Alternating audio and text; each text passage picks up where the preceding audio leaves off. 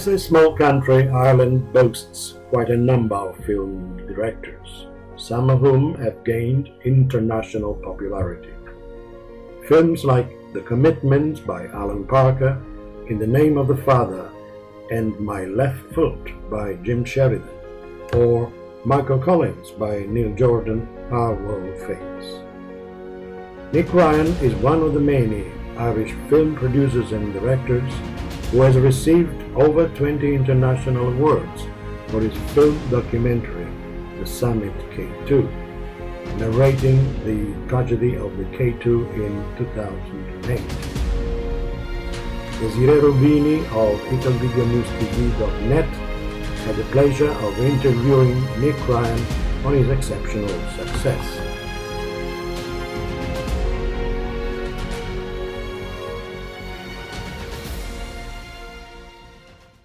Mr. Ryan, would you say that The Summit is your number one of the films you have produced, and why?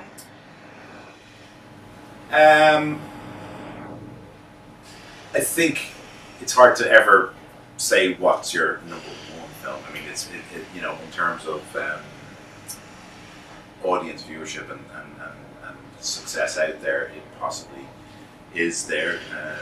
It's 5 years since I produced The Summit and directed The Summit, so. But every film that you make has a very different kind of purpose and meaning to you. With The Summit, for me to make that film, it was. It started out as an interesting story because it was an international story, but then it became very personal in terms of trying to kind of right the wrongs about what had been said on the mountain in that story. So it became a very, with documentary, you have to really dig into it from a personal perspective, but also keep it clarity. If that makes sense. Yeah. What was the most difficult thing for your filming at Summit? I think the most difficult aspect, logistically, actually filming the film on location is a difficult experience. You're on the side of mountains, up at altitude, but that wasn't that bad. I had to go to Pakistan to film the mountain, which was amazing itself. But the most difficult aspect of making The Summit was, I suppose it was reaching out to all of the participants who were there in 2008. Like anyone who survived who talked to us, which was just about everybody. Everyone except the South Koreans collaborated and communicated in some shape or form, and to ask people to relive their memories of that time, that was very, very difficult.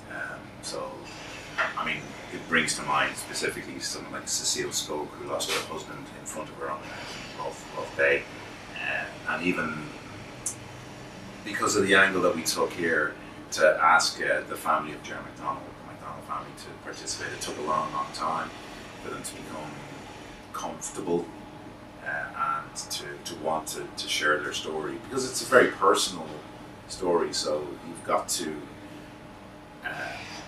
really make sure that people are clear about what your intentions in making that film are. And I think once it was clear to everybody what we were trying to say in the film, they spoke so beautifully and eloquently and clearly. So that to me was the most difficult aspect. Going asking people to relive those memories. Physically making a film, that's what you do. It's hard to complain about being somewhere when you're making something, but that's easy in comparison. Seeing the popularity of The Summit as a film documentary, would you say that documentaries are your favorite genre? Personally, I've always been drawn to true life stories, real life events. Most of what I read is not fiction. It tends to be either historical or contemporary, fact-based books. So I love documentaries, but it's every kind of film has a different experience. Narrative filmmaking is different because it's funny when you make a documentary.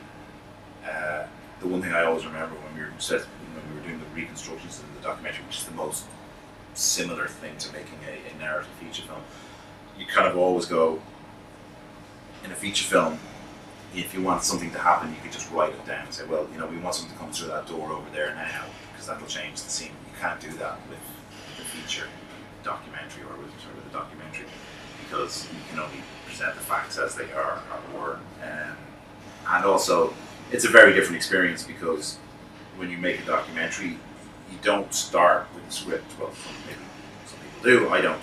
You don't start with the script. You start with the story, and then you interview people, and then you end up with 300-400 hours of material, and then the film is made in the editing process.